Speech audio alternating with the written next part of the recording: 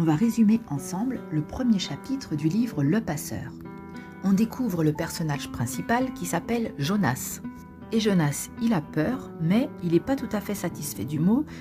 Il cherche le mot adéquat pour décrire son sentiment.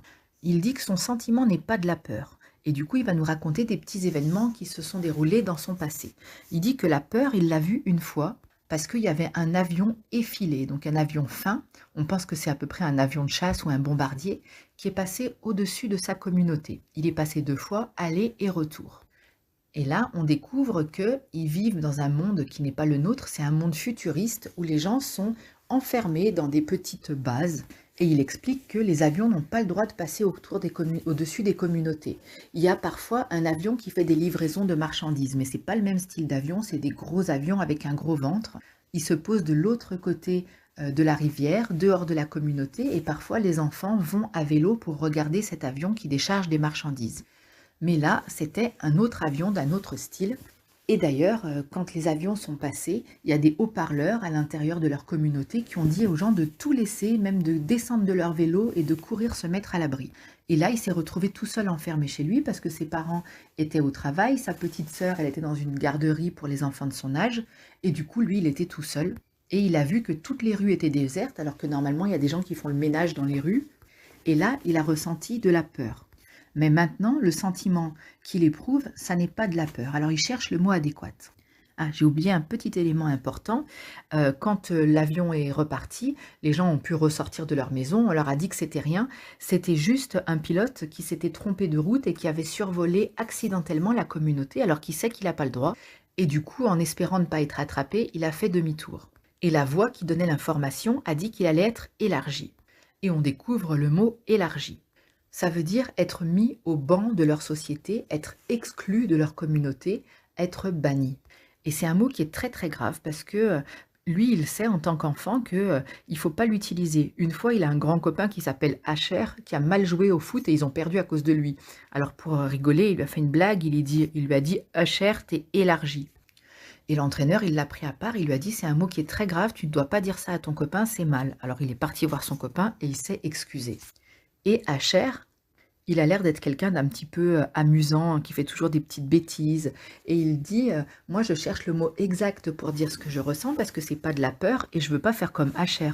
Lui, il dit à toute vitesse n'importe quoi et à la fin, tous les mots ne veulent plus rien dire.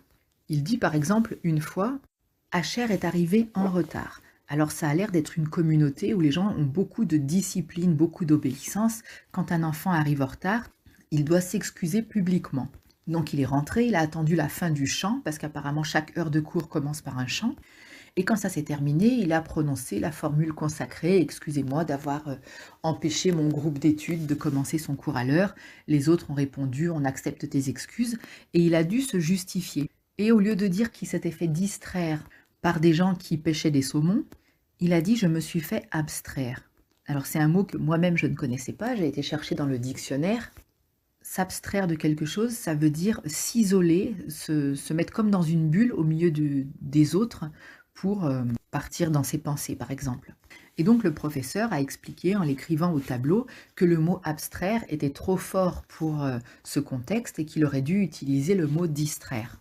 Donc on est toujours dans la tête de Jonas qui cherche comment décrire son sentiment et il dit finalement « Ce que je ressens, c'est plutôt de l'appréhension ». Et il a de l'appréhension parce que c'est bientôt le mois de décembre et visiblement chez eux, quand c'est la fin de l'année, tous les enfants qui vont avoir 12 ans font une cérémonie. On ne sait pas, on ne saura pas dans ce premier chapitre ce qu'est cette cérémonie, mais on va avoir quelques petits indices. En fait, ce premier chapitre, il est, comme souvent dans les romans, aussi utile pour comprendre le contexte du livre. On voit déjà que c'est des enfants qui vivent un peu sous cloche, entre eux, dans une communauté fermée, qui sont très polis, très disciplinés, et que parfois on peut être banni de cette communauté. Maintenant, on va découvrir sa famille. Il rentre chez lui, et chaque soir, après le repas, chaque personne doit parler d'un sentiment qu'il a éprouvé pendant la journée. En général, les 2 enfants, qui sont Jonas et Lily, se chamaillent parce qu'ils veulent être les premiers à parler. Il dit que c'est aussi un moment important pour les parents qui, eux aussi, parlent de quelque chose qui les a beaucoup émus, mais que comme ce sont des parents et des adultes en général, eux ne se chamaillent pas pour passer en premier. Mais Jonas, il est un petit peu embêté avec son appréhension pour la cérémonie. Pour une fois, il n'a pas envie de parler. C'est donc Lily qui commence. Et c'est une super leçon de pédagogie avec beaucoup d'empathie. Lily, elle dit que aujourd'hui, elle s'est sentie en colère parce qu'au terrain de jeu, il y avait un groupe qui venait d'une autre communauté et il y avait un petit garçon de son âge qui doublait tout le monde au toboggan. Elle était en colère contre lui et pour l'expliquer, elle va serrer son petit poing en l'air et ça va faire rire tout le monde parce que c'est une petite fille de 7 ans et de la voir avec son petit poing en l'air, ça a quelque chose d'un petit peu amusant. Et ses parents, et ainsi que Jonas, ils vont tous ensemble l'aider à expliquer ce qu'elle a ressenti et lui apprendre quelque chose. Ils lui disent qu'en fait c'est un enfant qui venait d'une autre communauté qui était là pour rendre visite. Et les parents vont poser des questions aux deux petits, à Jonas et à Lily. Par exemple, ils vont dire à Jonas, comment tu te sens quand tu vas dans une autre communauté? Et Jonas, il va dire, eh ben moi, une fois, je suis parti dans une autre communauté, parce qu'ils font des visites entre communautés, ils se rendent visite avec les enfants. Et ils étaient en train d'apprendre quelque chose que nous, on n'avait jamais vu. Et du coup, j'y comprenais rien et je me suis sentie idiot et bizarre. Alors les parents vont dire à Lily, peut-être que cet enfant-là qui doublait tout le monde au toboggan, il savait pas trop ce qu'il fallait faire parce que peut-être que les règles ne sont pas les mêmes dans sa communauté à lui et peut-être qu'il était perdu et qu'il se sentait un peu idiot et bizarre. Et donc, ils vont amener tout doucement Lily à comprendre que cet enfant-là, plutôt que d'éprouver de la colère envers lui, elle aurait pu éprouver de l'empathie, c'est-à-dire se mettre un petit peu à sa place. Et à la fin, Lily n'est plus fâchée. Ensuite, c'est le tour du papa d'expliquer un sentiment qu'il éprouve. Et le papa, il a un métier qui n'existe que dans ce livre, il est nourricier. Et là, on voit que tous les bébés sont élevés ensemble par des gens dont c'est le travail, entre autres, le père de Jonas, c'est son travail d'élever les bébés. Et lui, son sentiment, c'est de l'inquiétude parce qu'il y a un petit garçon qui ne prend pas de poids. Il dit c'est un gentil petit garçon qui obéit bien, enfin qui obéit bien, c'est un bébé, mais qui a un bon caractère, mais qui ne grossit pas et qui se développe pas super bien. Et j'ai peur qu'il soit élargi. On a déjà vu le mot élargi, ça veut dire être banni de la communauté. Et on voit que ça rend toute la famille très triste d'entendre ça, parce qu'il y a deux situations dans lesquelles être élargi n'est pas une punition. C'est soit pour un bébé qui visiblement a des problèmes de santé et n'est pas assez costaud pour avoir plus tard une bonne santé, et quand on les élargit, donc on les exclut, c'est très triste. Ou alors les personnes âgées. Mais là, c'est pas un problème. Quand on élargit les personnes âgées, c'est toujours un moment joyeux parce que c'est des gens qui ont eu une belle vie et c'est une sorte de fête et ils s'en vont joyeusement. Et le père va dire, je voudrais bien le rapporter ici pour qu'il passe la nuit avec nous, parce que les équipes de nuit, ils s'en occupent pas très bien. Et on voit que cette communauté idéale, elle a quand même, comme toujours, comme dans tous les cas, des gens qui y sont bien moins intégrés que les autres. Et on entend que, on lit que les nourriciers des équipes de nuit, ce sont des gens qui ne sont pas doués en communication, ou qui n'aiment pas leur travail, et qui le font un peu contraint, et ils ne s'occupent pas très bien des bébés. Et donc le père de Jonas, comme lui, il a peur pour ce petit garçon qui risque d'être élargi, pour lui faire prendre du poids et pour être sûr qu'il passe des bonnes nuits, il veut le ramener à la maison le soir. Et tout le monde est très content d'avoir ce petit bébé qui viendra passer les nuits avec eux. On apprend encore quelque chose sur leur communauté, parce que la petite Lily, elle dit « Oh, si on le gardait dans notre famille ». Et là, tout le monde dit « Mais voyons Lily, tu sais bien que c'est interdit par le règlement. On peut garder que 2 enfants, un mâle et une femelle ».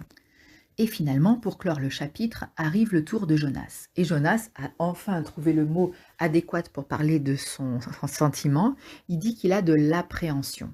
C'est à la fois de la hâte et un peu de peur, parce que la cérémonie des 12 ans se rapproche. Il aurait voulu ne pas le dire, il aurait voulu garder sa peur pour lui, enfin son appréhension précisément, mais c'est interdit. Et ils ont l'air d'avoir une espèce de communauté dans laquelle on parle beaucoup, on exprime beaucoup ses sentiments, et en l'occurrence c'est devenu une obligation d'exprimer ses sentiments, parce que c'est contraire au règlement de ne pas dire ce qu'on ressent.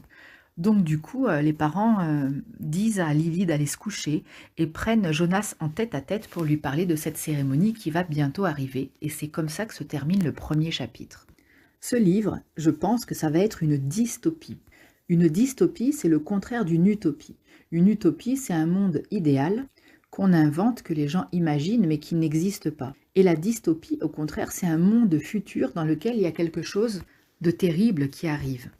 C'est plutôt, je ne sais pas si quelque chose de terrible arrive, mais c'est un monde qui est arrivé avec quelque chose qui est très mauvais, très immoral. En littérature pour adultes, par exemple, les 2 références, c'est 1984 de George Orwell ou Le meilleur des mondes de Aldous Huxley. C'est des mondes dans lesquels les gens n'ont plus aucune liberté. Et je pense que ce livre de littérature jeunesse, il s'inscrit un petit peu dans ce genre de récit. En tout cas, il a l'air super, très intéressant et j'ai hâte de lire la suite. On mettra très bientôt un chapitre suivant en ligne. On va résumer ensemble le deuxième chapitre du livre Le Passeur de Lois Lowry. Dans ce chapitre, ils vont avoir une discussion, Jonas avec son père et sa mère, au sujet de la fameuse cérémonie des 12 ans qui va bientôt arriver. Donc on apprend que chaque année, au mois de décembre, tous les enfants sont invités sur l'estrade pour une cérémonie. La plus importante, c'est la cérémonie des 1 an et la cérémonie des 12 ans. Donc on commence par nous expliquer la cérémonie des 1 an. On a vu que les bébés ne grandissent pas dans des familles. Ils sont élevés dans des espèces de centres. Et la cérémonie des 1 an, c'est la cérémonie pendant laquelle on attribue donc ces nouveau-nés à leur cellule familiale, parce qu'ils n'utilisent pas le mot famille, et en même temps, on leur donne un prénom. Donc il y en a qui ont presque 1 an, ceux qui sont nés en décembre de l'année d'avant, et il y en a d'autres qui ont à peine quelques jours, ceux qui viennent de naître. Et tous ces enfants sont attribués à des familles en même temps qu'on leur donne un prénom. Et le papa de Jonas, il dit que lui, il n'a pas triché, il n'a pas été voir à l'avance quel bébé il aurait. Pourtant, il aurait pu le faire parce qu'il est nourricier, il travaille dans ces fameux centres où on élève les bébés. Et d'ailleurs, il dit, j'ai été consulter le registre, même si c'est interdit, pour voir le prénom du petit bébé qu'on avait vu dans le chapitre précédent qui mangeait pas bien et qui grandissait pas. Il dit, et donc j'ai vu qu'il s'appelle Gabriel, ce qui est interdit, et des fois, dans son oreille, je lui chuchote son prénom pour l'aider à grandir. Jonas, il est un peu surpris d'entendre que son père a transgressé une règle, parce que même les petites règles, c'est vraiment exceptionnel dans ce monde-là qu'on puisse les transgresser, et surtout venant de son père, ça le choque un petit peu. On nous parle vaguement de la cérémonie des 8 ans, qui est la cérémonie à laquelle va assister Lily, parce qu'elle a 7 ans et elle va devenir une 8 ans. Et on apprend par exemple qu'à cette cérémonie, elle va recevoir un vélo. C'est aussi l'âge où on enlève ses rubans. Ils ont des rubans dans les cheveux quand ils ont moins de 8 ans, visiblement. Et ils doivent aussi poser leur doudou, leur nounours. À 8 ans, après 8 ans, on ne doit plus dormir avec un nounours. On voit que c'est vraiment le monde des enfants est extrêmement réglementé. Même les petites choses de la vie quotidienne sont régies par des normes en fonction de leur âge. On apprend aussi que donc Jonas, le papa, celui qui est nourricier, il est un petit peu rebelle parce que il avait aussi 11 ans quand sa petite sœur a eu ses 8 ans et qu'elle a reçu son vélo, et il dit qu'il lui avait déjà appris à faire de la bicyclette, alors que pourtant c'est interdit. Et on voit qu'ils ont un système de loi qui est un peu figé, parce qu'il dit c'est une loi qui fait sourire tout le monde, parce qu'il y a beaucoup de gens qui la transgressent, et d'ailleurs elle est en révision cette loi. Ils sont en train de voir s'ils ne peuvent pas la modifier pour que les enfants aient le droit de faire du vélo avant 8 ans, parce que finalement tous ceux qui ont des grands frères ou des grandes sœurs apprennent déjà à faire du vélo plus tôt, à l'avance. Mais apparemment, quand ça doit être décidé en comité, ça prend des années pour changer une loi. Sauf quand il y a quelque chose de très important, là c'est le dépositaire qui doit prendre une décision, et le dépositaire c'est un vieux sage qui travaille tout seul. Et qui habite tout seul aussi, mais on ne le dérange pas pour des histoires de vélo. Et finalement, Jonas va raconter comment s'est passée sa cérémonie des 12 ans à lui. Et là, on apprend pourquoi est-ce qu'il appréhende autant, Jonas, cette cérémonie. C'est la dernière cérémonie qui est fêtée où on fête l'anniversaire des enfants un peu, enfin en tout cas leur changement d'âge, vu que tout le monde change d'âge en décembre. Et c'est une cérémonie pendant laquelle on attribue à quelqu'un le métier, la fonction qu'il aura pendant toute sa vie. Alors Jonas, lui, il dit qu'il a pas, le papa de Jonas, pardon, il dit que lui, il n'a pas été surpris d'être attribué à une fonction de nourricier, qu'on lui attribue cette fonction-là, parce que depuis toujours, il a adoré jouer avec les petits. Et il dit que dès qu'il avait du temps libre, il allait jouer avec les plus petits, et que c'est bénévolat, parce qu'apparemment, les enfants, ils peuvent s'entraîner à faire d'autres métiers. Il les passait tout le temps au centre pour les bébés. Mais Jonas, lui, il n'a aucune idée du métier qu'on va pouvoir lui donner. Et en plus, contrairement à la liste des prénoms pour les 1 an, la cérémonie des 12 ans, la liste, elle est gardée vraiment très secrète. Et personne ne peut savoir, avant le jour de l'annonce, quel métier va lui être attribué. Donc, Jonas demande à ses parents, mais est-ce qu'il y a des gens qui ont été tristes, qui ont été déçus quand on leur a attribué un métier? Et le père, il dit non, c'est pas possible. ça arrive vraiment très rarement, et si ça arrive, on peut faire appel. Mais il dit, regarde, par exemple, mon ami Andréi, qui était toujours à part des autres enfants, qui aimait faire des bricolages, qui n'était pas sportif, qui faisait pas de jeux avec les autres, on lui a donné le métier d'ingénieur. Et c'est lui qui a dessiné le pont qui traverse le village. Donc finalement, lui, qui était un petit peu à part, il a quand même eu un métier qui lui a été donné, qu'il aime beaucoup. Il est très heureux d'être ingénieur. Et sa maman, elle dit, bah, moi j'ai une amie, Yoshiko, qui était vraiment très surprise. Elle a été sélectionnée pour être médecin. Donc elle savait pas du tout que ça allait être ça, mais elle en a été ravie et ça s'est très bien passé pour elle. Et Jonas dit, lui, qu'il s'inquiète pour Asher. On se rappelle de Asher, c'est son copain. Dans le premier chapitre, celui qui est toujours en retard, celui qui fait des blagues et qui se mélange dans les mots. Et le papa de Jonas va le réconforter en lui disant « Tu sais, Asher, moi je me rappelle de lui quand il était au centre avec les bébés, parce que j'étais déjà nourricier à l'époque. Il dit c'était un bébé qui ne pleurait jamais et qui souriait tout le temps. Et tout le monde l'aimait, tout le monde voulait toujours le garder. » Donc il veut dire à Jonas qu'il ne faut pas s'inquiéter, chacun trouve sa voie. C'est vraiment un monde très idéal. Et son père lui dit quand même « Il y a quelque chose que tu dois savoir parce que tu n'y as peut-être pas pensé avant la cérémonie de tes 12 ans. » Alors Jonas demande qu'est-ce que c'est donc cette fameuse chose, et son père et sa mère lui disent tu seras plus avec ton groupe d'âge, tu seras avec ton groupe de profession, tu seras avec les gens de ton secteur, les gens avec qui tu vas apprendre à te former pour ton futur métier, et tu auras moins de temps pour jouer et sortir avec tes copains. Et Jonas dit oui mais Asher et moi on restera toujours amis. Et sa mère elle dit bah tu vas découvrir d'autres personnes, mais c'est vrai qu'avec le temps vous aussi vous arrêterez de jouer et vous aurez moins de temps pour être ensemble. Et le papa de Jonas, lui, il est un petit peu plus cool. Hein. Sa mère, elle travaille dans le droit. Lui, au contraire, il travaille dans l'éducation des enfants. Et il dit, oh, mais moi, je joue toujours encore. Je joue à bateau-ciseaux. Je joue à la petite bête qui monte. Parce que lui, il est responsable d'élever les bébés. Et puis finalement, cette conversation est interrompue parce que Lily, elle en a marre, elle dit « Il dure bien longtemps votre tête-à-tête. Je vous rappelle qu'il y a des gens qui attendent leur objet de bien-être. Et l'objet de bien-être, c'est le fameux doudou. Et Lily, elle a un éléphant comme doudou, mais elle va devoir le rendre à la cérémonie des 8 ans parce que ce sera fini. Elle n'aura plus l'âge d'avoir une peluche. Donc sa mère est un peu plus dure, elle lui dit de patienter et le père, il dit « Non, c'est bon, je vais y aller » et il va pour la coucher. Et du coup, sa mère quitte la pièce aussi et elle va dans son grand bureau, elle ouvre sa mallette et elle se met au travail. On sait qu'elle est juge et qu'elle prend son métier très à cœur. On a vu dans le chapitre précédent qu'elle s'inquiète pour quelqu'un qui a fait une récidive et qui risque d'être élargi la prochaine fois. Élargi, c'est leur mot de vocabulaire pour dire d'être banni. Et donc Jonas va se coucher, il est seul, il voudrait faire ses devoirs, mais il a du mal à se concentrer parce qu'il se demande bien quel métier on va lui attribuer. Et c'est la fin de la lecture du résumé du chapitre 2. On va résumer le 3e chapitre du livre Le Passeur. Donc le petit bébé arrive à la maison, il n'a toujours pas de nom officiellement, mais nous on sait qu'il s'appelle Gabriel. Et le papa de Jonas l'a rapporté pour la nuit. Lily, quand elle le voit, elle dit « Oh, il est trop mignon, il a les yeux comme toi ». Et là, on apprend que Jonas a ce que eux appellent les yeux clairs, alors que quasiment tout le monde a les yeux foncés. Il y a juste une autre petite 5 ans qui a les yeux clairs. Et en fait, dans leur communauté, ça ne se fait pas de dire que quelqu'un a des caractéristiques physiques différentes des autres. Et en fait, il n'y a pas vraiment de miroir. Il y en a une fois de temps en temps, c'est pas interdit, mais les gens ne se regardent jamais. Et Jonas ne s'est jamais vraiment interrogé. Et d'un coup, il prend conscience que lui, il a les yeux clairs et pas les autres. Et il se dit que ça lui donne peut-être un air un peu différent. Et il en conclut, de son point de vue, que ça lui donne un air profond. Et Lily, elle va poser une question qui va nous apprendre quelque chose de nouveau sur cette communauté. Elle va dire, peut-être que le bébé et toi, vous avez la même mère porteuse, parce que vous avez tous les deux les yeux bleus. Jonas, lui, il est vexé parce que il est un peu gêné de ne pas être pareil que tout le monde. Et du coup, il s'en va et il fait exprès de ne pas faire attention au bébé. Et Lily, elle va lui prendre son petit nounours, etc.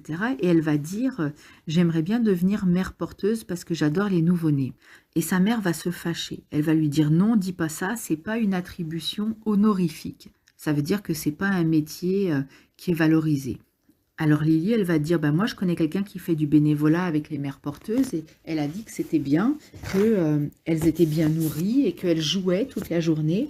Et puis elles ont un bébé et ça a l'air bien pour Lily. Mais sa mère, elle va lui dire non, c'est pas bien. C'est 3 ans seulement, elles ont le droit de faire que 3 bébés. Et après ça, elles deviennent des travailleuses. Et les travailleurs, on a déjà vu dans le chapitre précédent, c'est ceux qui font des métiers physiques. Et sa mère, elle veut pas que Lily fasse ça. Elle lui dit, est-ce que tu voudrais toute ta vie devoir faire un travail physique et pas très intelligent, juste parce que pendant 3 ans, tu aurais porté des bébés? Et le papa, qui est toujours plus pédagogique, lui, il va lui dire, finalement, les mères porteuses, elles ne voient jamais les bébés qu'elles mettent au monde. Si tu veux passer du temps avec les bébés, tu ferais plutôt mieux d'être nourricière. Et Lily finit par se soumettre à leur conseil et elle dit, ok, bon, bah, je pense que c'est ce que je ferai. Elle dit, ah, bon, ben, comme le bébé dort, je vais essayer de me taire. Et ça fait rire Jonas, qui est un peu fâché contre sa sœur parce qu'elle a dit qu'il avait les yeux bleus, qui dit, oui, bah, il n'y a pas de risque qu'elle se taise parce qu'elle se tait jamais.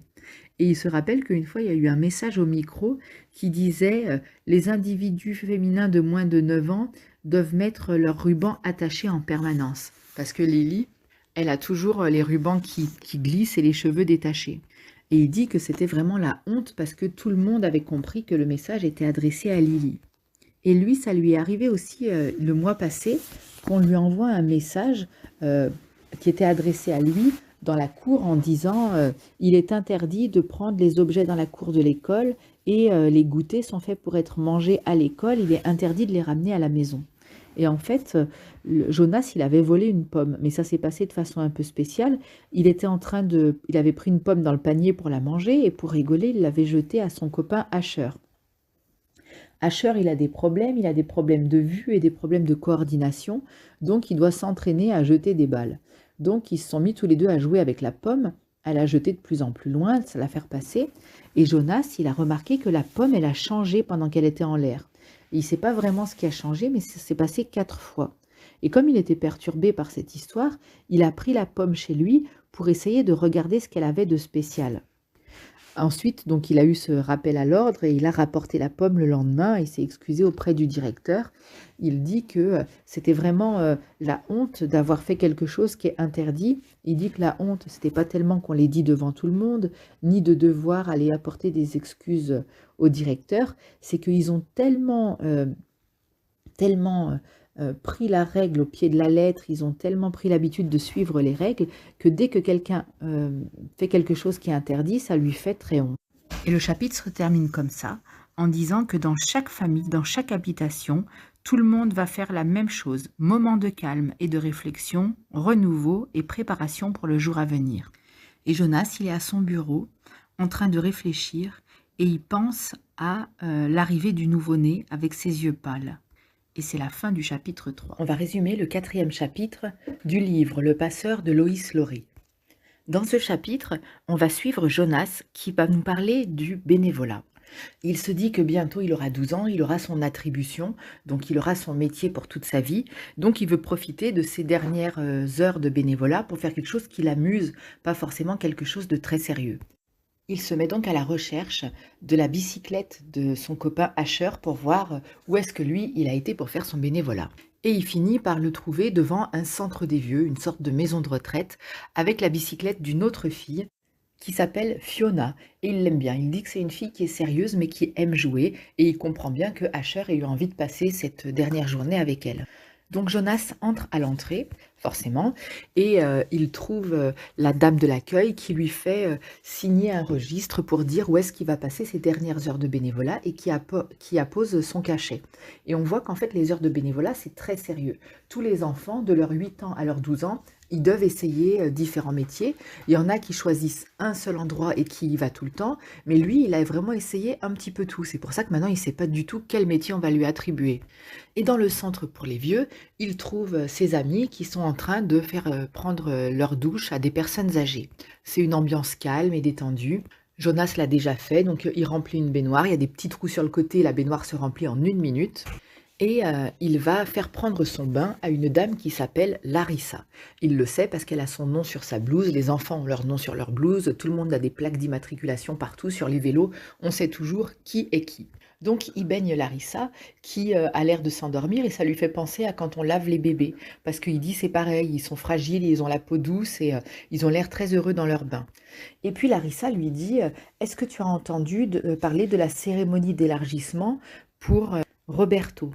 Ah, j'ai oublié de résumer un passage aussi qui parle de la nudité, où il explique que chez eux les règles sont très strictes et que on a le droit de ne voir nus que les bébés et les personnes âgées. Et si par hasard on tombe sur quelqu'un qui est nu et qu'on le voit, il faut trouver une excuse et il faut s'excuser de l'avoir surpris.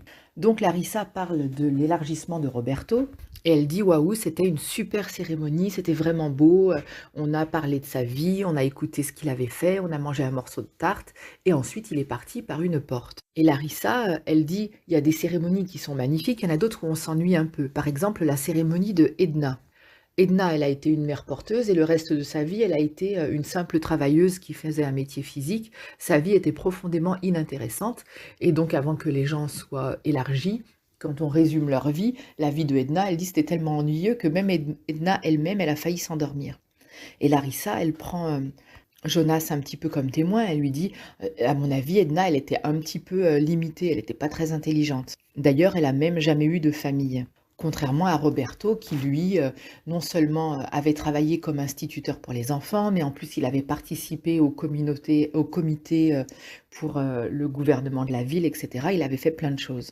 Et Jonas finit par demander, mais au fait, en parlant de l'élargissement, qu'est-ce qui se passe à la fin? Qu'est-ce qui se passe quand quelqu'un est élargi? Et Larissa dit qu'elle-même ne sait pas. À la fin, les gens sortent par une porte. Et Jonas, il se rend quand même compte qu'il y a une espèce de mystère qui entoure tout ça, et il dit ce serait bien que les enfants puissent assister aux cérémonies d'élargissement. Et Larissa, elle dit oui, mais c'est peut-être parce qu'il n'y a pas assez de place, et puis bon, le règlement est comme ça. Et du coup, ils se font une petite blague entre eux. Ils disent bah si le règlement est comme ça, on devrait peut-être demander au comité de changer le règlement. Et ça les fait rire, parce que les changements de règlement, on a vu que ça prenait des années, et que le règlement était très figé, et que les gens de cette communauté, ça les faisait rire de se rendre compte que les politiciens n'étaient pas vraiment très réactifs pour changer les choses quand il y en avait besoin. Et c'est comme ça que se termine le chapitre 4. On va résumer maintenant le 5e chapitre du livre Le Passeur de Loïs Laury. Dans ce chapitre, on découvre le rituel du matin. Donc, dans toutes les familles de la communauté, quand les gens se réveillent, ils doivent raconter leurs rêves de la nuit. En général, Jonas, il n'a pas de souvenir de ses rêves. Ça commence avec Lily. Et Lily, elle a toujours plein de choses à raconter pour le matin quand on raconte ses rêves. Et elle raconte qu'elle arrivait, qu'elle avait pris la grande bicyclette de sa maman, alors que c'est interdit par le règlement, et qu'elle avait très peur de se faire attraper. D'ailleurs, même qu'elle s'était fait attraper et qu'elle avait été punie pour violation de la loi. Donc du coup, ses parents lui font la morale et lui disent bah, tu vois la signification de ton rêve, ça montre qu'il ne faut pas enfreindre les règles. La mère, elle a rêvé qu'elle avait enfreint une règle et qu'elle n'avait même pas compris quelle était cette règle-là et qu'elle avait été condamnée. Et donc le père lui dit, mais c'est certainement parce que elle a condamné un récidiviste et qu'elle s'inquiète pour lui parce qu'elle a peur peut-être que ce récidiviste-là, il n'ait pas compris sa condamnation. Ensuite, il demande pour rigoler à Gabi s'il a fait un rêve. Gabi, c'est un bébé. Et c'est à partir de l'âge de 3 ans que tout le monde dans la famille doit raconter ses rêves. Donc du coup, Gabi, c'était une blague, évidemment. Comme c'est un bébé qui vient de naître, il ne doit pas raconter son rêve. Et puis, c'est le tour de Jonas. Il lui demande par principe à Jonas si il a fait un rêve, parce qu'en général, Jonas n'en fait pas. Mais cette fois, il a effectivement fait un rêve et il n'est pas très à l'aise avec son rêve, mais il est obligé de le raconter parce que c'est le règlement. Il faut toujours raconter son rêve dans ce monde-là. Et du coup, bah, évidemment, on est déjà un petit peu interpellé. Parce que nous, dans notre réalité à nous, tout le monde a sa parcelle d'imaginaire, ses rêves et son monde imaginaire qu'il ne partage pas ou alors qu'il ne partage que s'il le veut.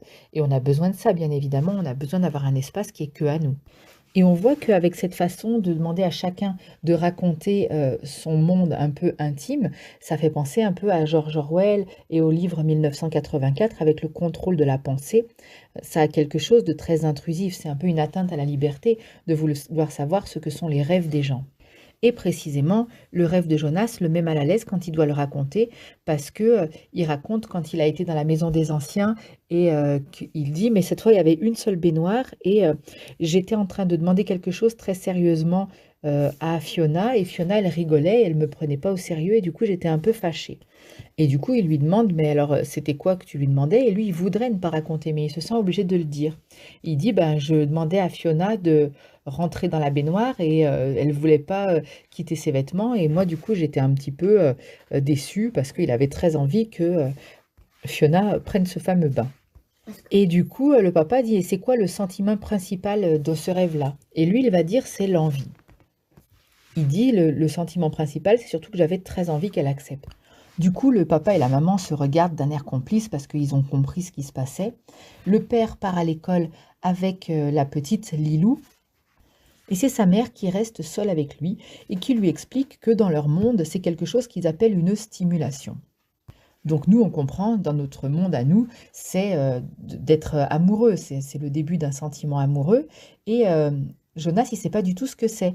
Il en a déjà entendu parler parce que des fois, il y a des annonces dans les haut-parleurs et ils disent, attention, ceci est un rappel, les stimulations doivent être signalées afin d'avoir un traitement. Et du coup, Jonas, il panique un petit peu, il dit, bah alors, si j'ai eu une stimulation, je dois avoir un traitement. Il dit, ça tombe mal quand même, parce que lui, il va avoir sa cérémonie des 12 ans, donc il est inquiet de devoir la louper pour partir en traitement. Il se demande bien ce qu'il a comme maladie qui nécessite un traitement. Et sa mère lui répond gentiment en souriant, non, c'est pas grave, c'est normal. Et pour ça, il y a des pilules. Et on voit que hommes et femmes, tout le monde, pour ne pas avoir de sentiments amoureux et de désirs les uns pour les autres, ils sont sous pilule. Et du coup, c'est la première fois que Jonas va devoir prendre cette fameuse pilule pour ne pas avoir ce sentiment. Et elle lui dit que c'est tout à fait normal pour son âge. Et du coup, Jonas, il se rappelle que Asher, il a déjà sa fameuse pilule contre les envies. Mais Jonas et lui n'en ont jamais parlé parce que quand il y a une différence, il dit on n'en parle jamais pour ne pas être gêné. On voit encore une fois qu'il y a quelque chose qui est un petit peu étrange dans leur monde. C'est que on bannit donc tout ce qui est la bulle personnelle et l'intimité, on bannit tout ce qui est les sentiments amoureux et en plus on bannit tout ce qui est la différence. Et c'est évidemment quand on est différents les uns par rapport aux autres qu'on peut apprendre quelque chose les uns sur les autres. Si on est tous pareils, c'est moins intéressant. Donc du coup, on se rend un petit peu compte dans ce chapitre que ce monde qui a l'air parfait, où tout le monde est gentil, où on se respecte, on voit quand même qu'il y a des choses que peut-être nous, on n'aimerait pas trop vivre. Et c'est très intéressant que le livre y pose cette question, parce que ça nous pose la question de savoir, pour pouvoir vivre en paix les uns avec les autres, est-ce qu'on serait prêt à accepter toutes les règles qui nous privent de toutes les choses qui sont dangereuses? Parce qu'effectivement, être différent, eh ben, on peut se fâcher les uns avec les autres. Être amoureux, ça peut des fois apporter des déceptions. D'avoir son monde imaginaire à soi, c'est un risque aussi, parce que des fois, on peut avoir des idées qui ne sont pas forcément bien, et si on en parle, ça évite que ces idées se développent. Mais en même temps, qui pourrait vivre sans avoir un petit coin dans sa tête dans lequel on peut avoir ses idées vraiment privées et personnelles? Donc ce chapitre, c'est le chapitre où on commence à se dire quand même qu'il y a des choses qui clochent. Avec le chapitre précédent aussi, où on ne savait pas où partaient les anciens une fois qu'ils franchissaient la porte, on se demande quand même s'ils ne vont pas les tuer d'une façon ou d'une autre.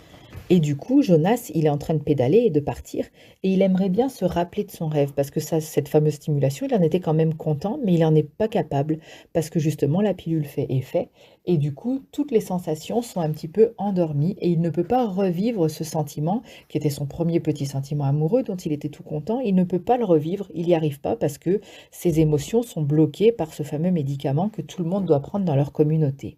Fin du résumé du chapitre 5. On va résumer rapidement le chapitre 6 du livre Le Passeur de Lois Lowry. Ce chapitre se passe pendant la fameuse cérémonie de décembre où chaque groupe d'âge va avoir son anniversaire tous en même temps, parce qu'ils changent tous d'âge en décembre, et va passer au groupe suivant. Donc c'est le matin, la maman prépare Lily, elle lui attache bien les rubans dans ses cheveux parce qu'on voit que Lily a toujours les cheveux mal coiffés, les rubans qui glissent. Et à chaque âge, ils ont des choses différentes. Cette année, justement, Lily va enlever enfin ses rubans. Lily, elle dit à Jonas, toi, tu vas avoir ton attribution maintenant. Et j'aimerais bien que tu sois pilote, comme ça tu m'emmèneras voler avec toi dans les airs. Et Jonas, il dit, ah bah oui, bonne idée, puis je te prendrai un petit parachute bien adapté à ta taille, j'ouvrirai la porte et je... Et là, sa mère, elle l'interrompt parce qu'il voulait dire qu'il allait l'acheter dehors. Ils se taquinent entre frères et sœurs, ça ne veut pas dire qu'ils ne s'aiment pas, c'est pour rigoler. Et sa mère ne le laisse pas embêter sa petite sœur. Et ils arrivent donc dans l'auditorium. C'est une espèce de grande salle des fêtes où les parents sont tous assis sans les enfants parce que les enfants, pendant 2 jours, ils sont chacun avec leur groupe d'âge. Ça commence par la cérémonie des 1 an. Gabi, il n'est pas là, mais le papa de Jonas, il a négocié que Gabi puisse avoir 1 an de sursis. Il y a 2 choses qui vont pas chez Gabi. D'abord, il dort pas encore ses nuits complètes et en plus, il n'a pas le poids normal pour son âge. Et normalement, un bébé qui n'a pas atteint ces critères-là, il est élargi, donc banni de la communauté. Mais celui-là, ce petit, comme c'est le papa de Jonas et qu'il a très bien plaidé sa cause, il a encore 1 an pour essayer de faire ses nuits et de prendre du poids. Et il est encore 1 an au centre nourricier. Donc on voit que les autres parents reçoivent des enfants. Il y en a qui reçoivent leur premier enfant, il y en a qui reçoivent leur deuxième. Fiona, elle va avoir un petit frère qui s'appelle Bruno. Elle le trouve mignon, mais elle n'aime pas trop le prénom.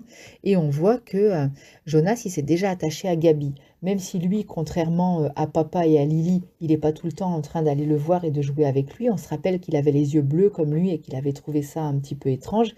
Il trouve que Gabi, c'est un joli prénom. On voit qu'il est un peu attaché à lui. Ils ont obtenu le droit de le faire dormir à la maison chaque nuit, mais ils ont dû signer un papier comme quoi ils ne s'attacheraient pas à Gabi, qu'il n'allait pas pleurer ni exprimer d'émotion quand Gabi devrait rejoindre sa nouvelle famille. Et Jonas dit que c'est pas trop grave parce que s'il est placé dans une autre famille, au moins il fera toujours partie de la communauté et il le verra toujours. Mais ce qu'il voudrait pas, ce serait que Gabi soit élargie, parce qu'alors il ne le verrait plus jamais. On apprend aussi que Asher, il a reçu une petite sœur qui s'appelle Philippa l'année passée. Donc il y a 10 ans d'écart entre le frère et la sœur. Et en général, c'est rare qu'une famille demande pour avoir un deuxième bébé si longtemps avant le premier. Mais l'avis de Jonas, c'est certainement que les parents de Gabi, de Asher, ils ont eu besoin de plus de temps parce que Asher, c'est un enfant très difficile qui bouge beaucoup. Et du coup, il dit que les parents, ils ont sûrement eu besoin de se remettre un petit peu de leurs émotions pour élever cet enfant qui était si difficile, qui était Asher, son copain. Et il y a encore une cérémonie, enfin une attribution de bébé qui est citée dans le livre parce qu'elle est très spéciale. C'est une famille qui reçoit un bébé qui s'appelle Caleb. Et eux, ils ont perdu un enfant qui avait 4 ans et qui s'appelait Caleb. Et donc, ils font une cérémonie quand il se passe quelque chose comme ça. C'est un petit garçon qui s'était éloigné et il s'est noyé dans la rivière. Ils disent que c'est très rare parce que dans cette communauté, tout le monde surveille les enfants, tout est très sécurisé, donc les accidents n'arrivent presque jamais. Mais quand même, il y en a eu un. Et donc, le petit Caleb est mort noyé dans la rivière. Pour ça, il y a deux cérémonies. Une qui correspond à l'enterrement, où toute la communauté se réunit. Au début de l'enterrement, on parle de Caleb et à la fin, on n'en parle plus. Au début, on dit son nom fort, etc. Au milieu, on le dit doucement et à la fin, on ne le dit plus pour symboliquement marquer que Caleb n'existe plus. Et ce qui est très flippant, c'est qu'ils donnent le même prénom à un bébé qui est donné à la même famille et ils font la cérémonie inverse où on murmure le prénom et à la fin, on le dit très fort et tout le monde est joyeux, content en donnant le nouveau prénom Caleb à un nouveau bébé. Ça, c'est un petit peu flippant parce que ça donne le sentiment que les humains sont interchangeables, que n'importe quel humain peut en remplacer un autre. Le petit Caleb qui est mort, pas de problème, on en fait un nouveau, on lui donne le même nom et il prend la même place. Évidemment, ce n'est pas la réalité, chaque personne est unique, en tout cas c'est ce qu'on croit dans notre société à nous, que chacun a une place et que chacun est irremplaçable. Même si, bien évidemment, la mort, ça fait partie de la vie, hein. Il y a des enfants qui meurent et c'est absolument très triste, des adultes ou même des personnes âgées. Mais nous, dans notre société à nous, quand quelqu'un meurt, eh ben, on continue à l'aimer et à savoir qu'il a existé. Évidemment, pas éternellement. Avec le temps, au bout de quelques générations, on finit par oublier les gens. Mais quand même, on ne les remplace pas comme ça spontanément. Enfin, pas immédiatement en tout cas. Et d'ailleurs, il y a un autre petit 1 an à qui on donne le nom de Roberto. Et Jonas, il se rappelle qu'il y a un Roberto qui est mort, qui a eu sa cérémonie d'élargissement le jour où il a travaillé au centre pour personnes âgées avec Fiona. Après, il y a la cérémonie de Lily. Et Lily, elle est toute triste parce qu'elle trouve que sa cérémonie, elle est un peu nulle. Elle voudrait grandir plus vite, Lily. Elle a envie d'avoir un vélo et elle regarde les vélos des grands. Et on voit que Jonas, quand même, il aime bien sa petite sœur. Parce que dans sa tête, il lui dit l'année prochaine, Lily Loulette. Comme s'il voulait l'encourager pour qu'elle soit pas trop triste de se dire qu'elle grandit pas aussi vite qu'elle voudrait. Parce qu'elle aimerait évidemment avoir un vélo. Parmi les 9 ans, ceux qui reçoivent un vélo, il y a Fritz. Et Fritz, c'est un enfant qui est maladroit. Et là, on voit qu'il y a quelque chose quand même dans cette communauté idéale qui est un peu cruel. C'est que le petit Fritz, qui est maladroit, il a toujours des petites fautes. Par exemple, les chaussures sont à l'envers, les devoirs sont pas rangés, il a mal préparé ses interrogations. Et là, il reçoit le vélo et paf, il fonce dans le mur. Et du coup, il est tout le temps réprimandé et la communauté considère que c'est parce que ses parents l'élèvent mal. Alors que bon, dans la vraie vie, on n'est pas tous pareils. Il y a des gens qui sont plus maladroits que d'autres. Déjà, ils vont grandir, donc ça se trouve, ils ne seront plus maladroits en grandissant. Et en plus, voilà, chacun a son caractère. Et eux, on voit quand même que celui qui a quelque chose d'un petit peu anormal, eh ben, il est mal vu. Après, il ne faut pas non plus être naïf, hein. Dans notre monde réel aussi, des fois, on n'est pas toujours très gentil avec ceux qui ont plus de difficultés, qui sont plus maladroits ou qui ont plus de difficultés dans un autre domaine. Mais quand même, chez nous, il n'y a pas cette façon structurée de mettre la pression sur celui qui est différent. Au contraire, nous, je pense qu'on apprend quand même aux enfants à faire attention et à être aussi gentils et encourageants avec ceux qui ont plus de difficultés dans un domaine. En tout cas, le petit Fritz, on voit que pour lui, c'est pas rigolo. Après, il y a la cérémonie des 10 ans. Les 10 ans, on leur coupe les cheveux. La cérémonie des 11 ans. Les 11 ans, il n'y a rien de bien particulier, à part les sous-vêtements qui sont différents entre les garçons et les filles. Et puis, il y a le repas. Et pendant la pause de repas, le premier jour des attributs, enfin le premier jour des fêtes d'anniversaire, de leur cérémonie, là, c'était la fête, tout le monde parlait, tout le monde rigolait. Et maintenant, ah si, j'ai oublié quelque chose avant. C'est que Asher dit à Jonas, c'est pendant ce repas justement, que il y a quelqu'un qui avait tellement détesté son attribution parce qu'il croyait qu'on le mettrait ingénieur et qu'il a été attribué comme éboueur, qu'il s'est enfui, il a plongé dans la rivière et il a rejoint une autre communauté. Et Asher, il dit, moi je crois pas que ça va m'arriver, de toute façon je sais pas très bien nager, à cause de mes problèmes de flatulence. Flatulence, c'est pas le bon mot, hein, vous irez chercher dans le dictionnaire ce que veut dire flatulence. C'est plutôt rigolo, mais Jonas le reprend, il dit non, t'as pas tes problèmes de flatulence qui t'empêchent de nager, c'est tes problèmes de corpulence. La corpulence, ça veut dire si on est plus ou moins gros. Et il dit que ça, c'est pas la réalité. Et Jonas lui dit, on t'a dit ça pour plaisanter, mais c'est pas vrai, c'est une légende, il s'est jamais passé ça. Et en réalité, les gens qui changent de communauté, c'est absolument exceptionnel. C'est écrit dans le règlement que c'est autorisé. Si quelqu'un se plaît pas dans notre communauté, il a le droit de changer.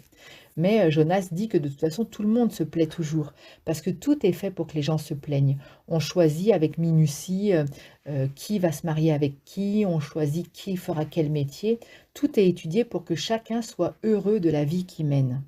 Et Asher, il dit, moi, ma mère, quand je faisais trop de bêtises et que j'étais petit, elle disait, je vais faire une demande pour qu'on t'envoie ailleurs.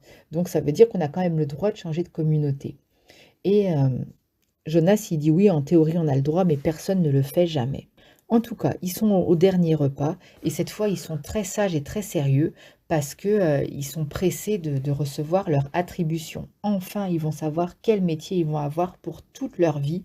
Le suspense est à son comble, le repas se termine, et on les appelle pour rentrer dans l'auditorium pour recevoir leur attribution. Et c'est la fin du chapitre 6, en plein suspense, et j'espère qu'on saura dans le chapitre 7, enfin, quelle attribution va recevoir Jonas. Fin du résumé du chapitre 6.